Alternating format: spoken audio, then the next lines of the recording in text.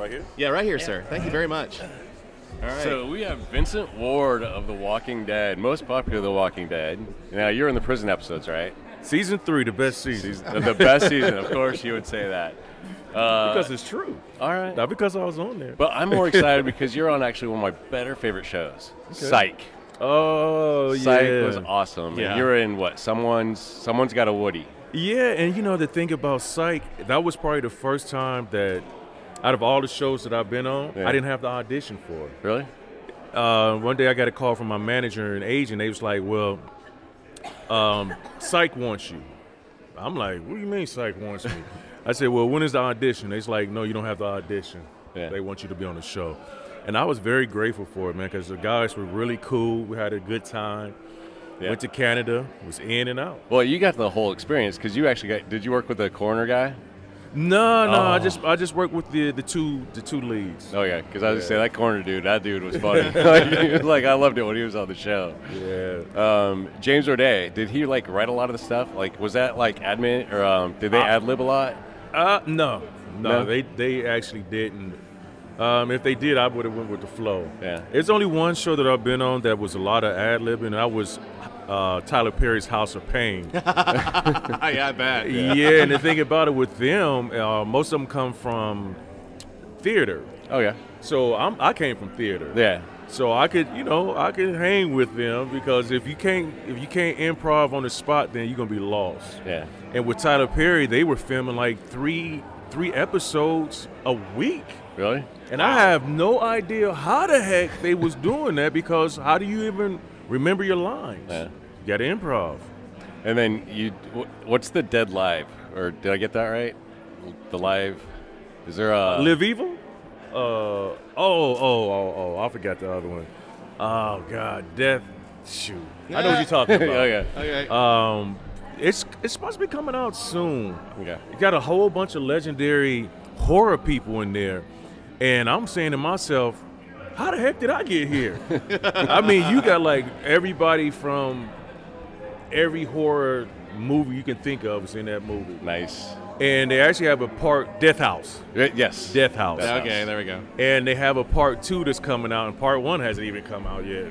Well, we haven't started part 2 yet, but it's called something else, Five Evils, and I play one of the evils. Oh yeah. And in Death House, the first one, you see us a little bit, but you see us a lot in the second one. And is that a movie? Is that gonna be a movie series? Okay. It's a movie. And then you're in a new TV series, The Atlanta, right? Yeah, man. Atlanta is, but they're on hold for coming back because the main character, he's gonna be in a new Star Wars movie.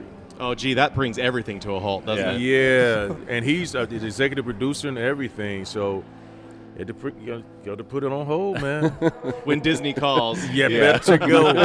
I wish they would call me. They can call me right now, and I'll leave right out of this interview and be going out. I'll sell tickets for him. I don't care. I want to work for Disney real bad. Yeah, put me in a goofy suit. I'm there. Oh, yeah. Me too. I actually had the pleasure of sitting, and I did a convention in Vegas, and I sat next to the original Darth Vader, the guy that was in the suit that nobody saw. David Prowse. Yeah. Really, really nice guy. And tall. Oh, he's big. Tall, man. And I'm like, nobody even seen him or heard his voice.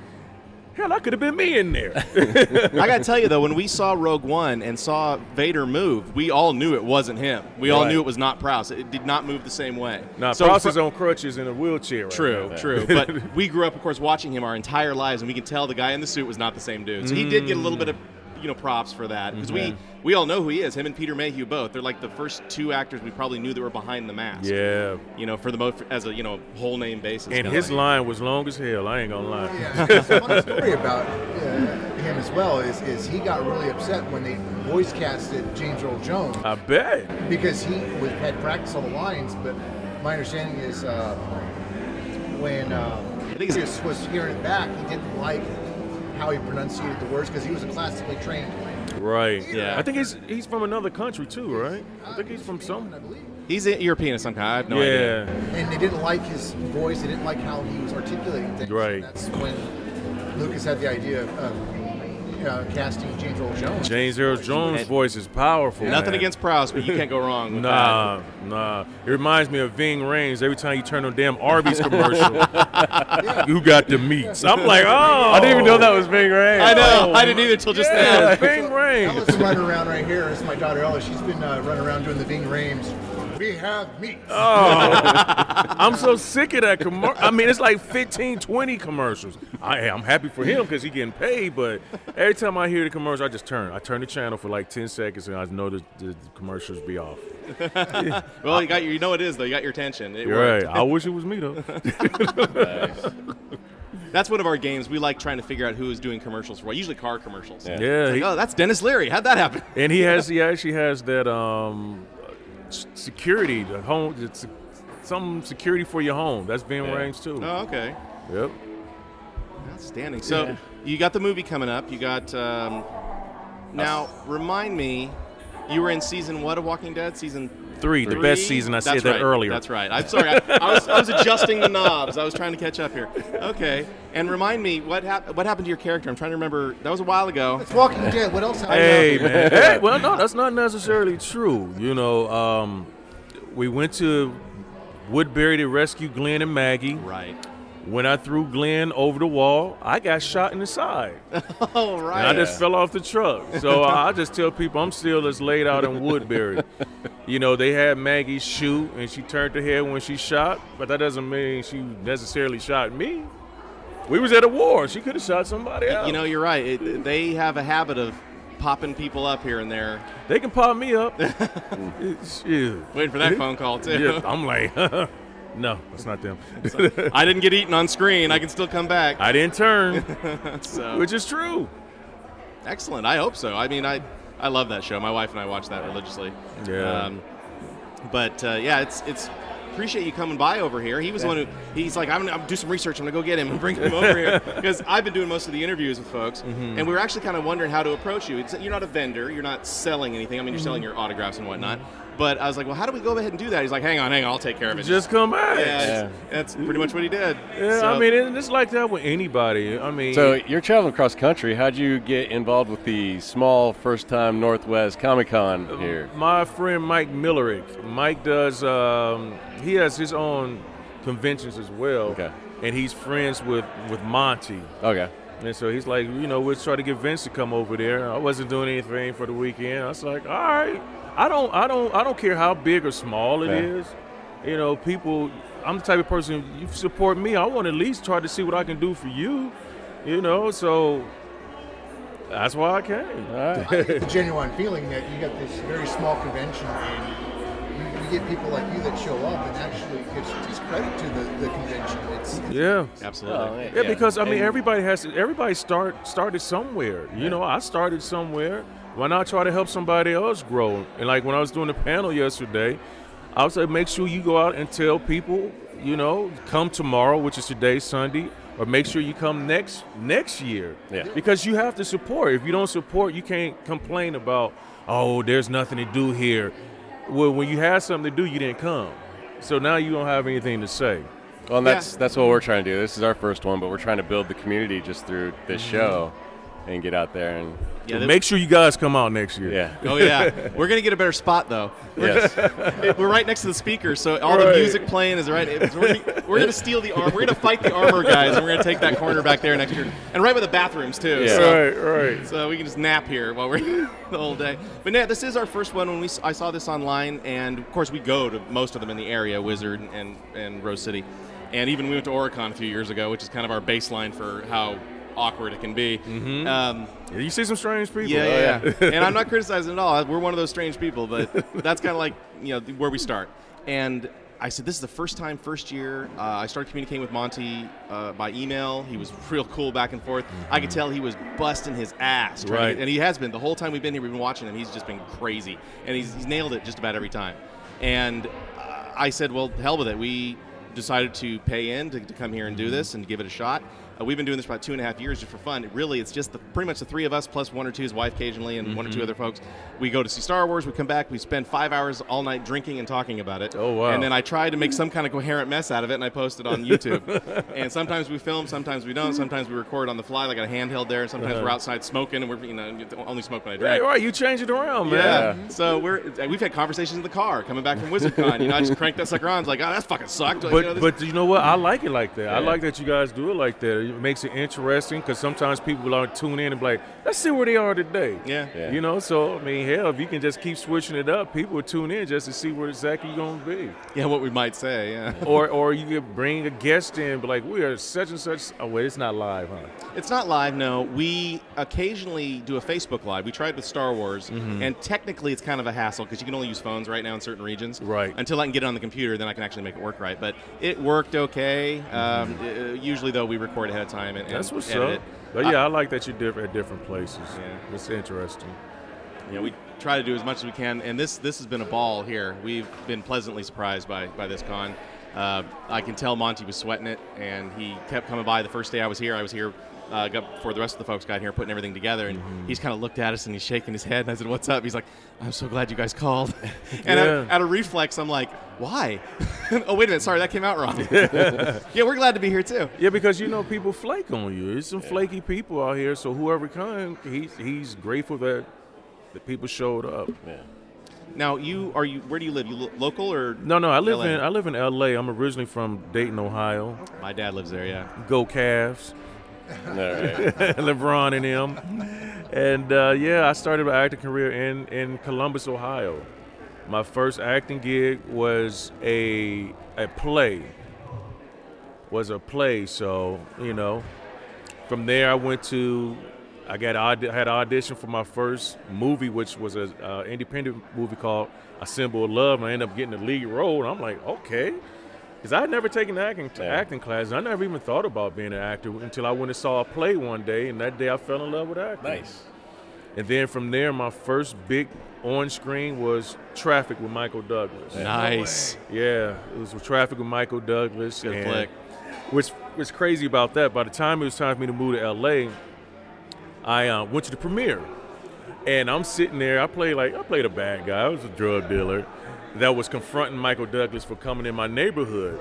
So the scene takes place when him driving, and I jump out and I stop him like, what you doing in my hood type thing, whatever. Now, me and my parents had told everybody that I was going to be with Michael Douglas. That was my first big thing. I didn't care. I'm like, I have arrived. So I'm sitting in the premiere, and I'm like, here we go. He's driving. I'm like, I'm about to get his butt. He drove right past me. He drove right past me. And I promise you, I damn near cried in that theater. So for some strange reason, they kept my character's name was The Face, but they kept me in the credit for some reason as Man on the Street. Right. But the key is they kept me in the credit so I could get the checks. Yeah. That's right. So afterwards, I go to Steven Soderbergh. Now, I'm pissed and hurt. And I said, hey, man. I said, why y'all cut my part out? Just like that. Oh. And so he was like, whoa. Who are you again? Vince. No, he knew my name. I He said, Vince, we went over budget. We had to pay Michael up front. He said, I'm sorry, that's how it goes. So he thought I was hurt, and I didn't really mean anything by it. Yeah. And I was like, all right. He said, but hey, I'm working on something new. He wrote down a number. He said, give my secretary a call. I'm working on a new movie called Ocean's 11. Nice. Don't get excited yet. Okay. I was going to say, because I've seen that many times. I was trying to place it. Don't get excited yet. That's one of my favorite movies. So here we are, Ocean's 11. It's the scene where Matt Damon and George Clooney slides down the elevator shaft, open the doors, and see the two guards sitting there talking. Now, I'm one of the guards, and they slide the gas pedal in and knock us out and tie us up. So now, on my lines, they're playing music, like the background music. And I'm like, what does this dude got against me? But I didn't say anything to him this time. So the movie. Now, were you the first guard that got knocked out or the second guard? I was the black guy. The other guy was white. Right. Doesn't matter which number. That's just matters you're black guy. Yeah, I got it. Let me write that down. Hang on. Right, black guy number 1. Oh, being 6'4", you might be the. No, it was just guy. me and another guy. Me and a white guy. So what happened was the movie Bringing Down the House with Queen Latifah and Steve Martin came. Yeah. Now, I had 3 words in that movie. Before I got done, I had like 33 words in that movie because I added everything. And then I'm like, man, I'm getting out of hand. I'm doing too much. So let me go back to how it's supposed to be. So all of a sudden I heard, if you know anything about Adam Shankman, he's real flamboyant. So all of a sudden I heard, cut. So he walks over to me. He said, excuse me, Mr. Write Your Own Lines, man. We like the way that you wrote it, so could you do it that way, please? And he did some snap. And he sashayed away. And everything that I added, they kept. Nice. So sometimes, man, you got to take a chance. I took another chance. I don't know if you guys remember the show called The Wire. Oh, yeah. Oh, yeah. On HBO. 3 different people, 3 different occasions, 3 different locations. I went up to told my friends, I want to try to get on The Wire. All 3 said, don't go in there, that lady's mean. I'm like, damn, why do I keep saying this? Because I was in town shooting an independent film. So I said, forget about it, I'm going anyways. So I put this package together, and I go into the casting director's office. Secretary is very nice. And I was like, my name is Vincent Ward. I'm in town for this. I'm from L.A., whoop-de-whoop. And she's like, oh, okay, I'll go tell whatever the casting director's name was. Now, I can see the lady, right? And all of a sudden, she was like, I heard her say, I don't give a who he is. He doesn't stop. Sorry. Give him signals. Tell him to get closer to the mic. I was trying to be subtle about it, but it didn't work. All of a sudden, I heard the casting director say, I don't give a who he is. He doesn't step in my fucking office without fucking calling. So the secretary comes back out, and she's like, well, I guess you heard that. I'm like, yeah, she's standing right there. So I was like, sorry for coming in, and I left. But I left that package sitting there. Yeah. Hour later, she called me for an audition, and she said the reason why she acts like that is because so many people come in and waste her time, and they're not, they don't have their stuff together. But if I would have listened to my friends, I would have never got that part. So I ended up getting the part on The Wire. You just got to take a chance sometimes. Just like you coming over there. Yeah. I'm just going to go over there. Sometimes that's all you got to do. He's been following me around with the camera, and I've been sticking my nose in everybody's booth and saying hi and everything else, and it's new for me too. Mm-hmm. And the first one, I just completely stammered over like an idiot. And I've been mentally preparing to meet with Mr. Zahn for the last month because that fool is one of my heroes, from my childhood. And but you were here, and for you, I couldn't figure out how to approach you. And he just said, "Screw it." He took initiative on his own. Man, the only thing a person can say is no. Yeah. And most people, they're not going to say no. Yeah. You know who's going to be the person to say no? It's their assistant or their handler. Their gatekeeper. Yeah. Right. It's like the middleman. Like, look, no. Or, in our last instance, the cops, but, whatever. Or the security at Wizard. I ain't touching that. He tried to accost John Cusack once, and well, John and Joan. John and Joan. Joan was egging him on. Yeah. That was the funny part. But this little security gal was yelling at us and screaming at us to get away from him, and I was like, oh. But I guarantee you, if he was here today, it'd be easy to go talk to him. Yeah. Sometimes you just, I don't know, you just got to give people a chance, man. Very nice. Thank you very much. Yeah, thanks. Appreciate it, man. So what's next? The movie? What's next for me is I start a new movie next month called Encounter. And I just got done filming a new Michael Jackson movie, which is very positive. Well, good. We're fans. Yeah, with Chad Coleman. Tyrese from The Walking Dead. Wow, yeah. Yeah, it's going to be on Lifetime. It comes out Labor Day weekend. And I've been writing some stuff for myself. I wrote a script, and it's either going to be, it can either go either way. It can be a series or it can be a movie, and it's called Devereaux. I want to not take his place, but where he left off, where Candyman left off at. Oh. Yeah, since we haven't had a black killer since Candyman. We're due. Right. Gotta have some chocolate thunder now. Say that Candyman one more time. Go on. Look in the mirror one more time. I swear to God. So yeah, me and my friends, we got together and we're about to start pitching that. It's called Devereaux. Nice. Yeah, so. Well, if you need some 40-year-old somethings in Portland To get killed, yeah. we're there. Yeah, we'll do it. Like, we'll die. We'll die on screen. Yeah, so we got that, and like I said, part 2 to Death House. It's called The Five Evils, and Which evil are you? Yeah, you mentioned that. I was going to ask you I that think too. the fifth. Well, they don't have names or just so. designations? I forgot the name of my name, man. Just evil number 5. Title or something like that. better than Mambo number 5. I was Right. thinking Johnny number 5. And I got approached about something called 86 Zombies. Well, I'm in. Yeah, man, I've done so many freaking zombie stuff since The Walking Dead. I'm like, I'm not the king of zombies, man. You know what? Sorry, this episode's going to be called The King of Zombies. I hate to break it to you. Well, there it is. Well, I'm the I think you got king. some fans over there, but we appreciate time. And Hey, if you man, get bored, appreciate come on you back having me. over. We love you. Yeah. Appreciate So- it, man. Thank you. Nice to meet you, sir. Peace. Thank you, man. Thank you. Thank you. Appreciate it. Right. Appreciate it.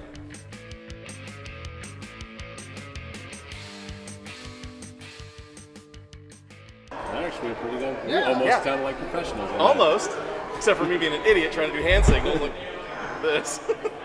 Anyway, I'll move This this. is what I saw. He looked over like, Well, I saw this. And I'm like, does he want some water? He's got like 4 bottles of water right I guess Jay and I have gotten used to our hand signals back and forth. So I just did.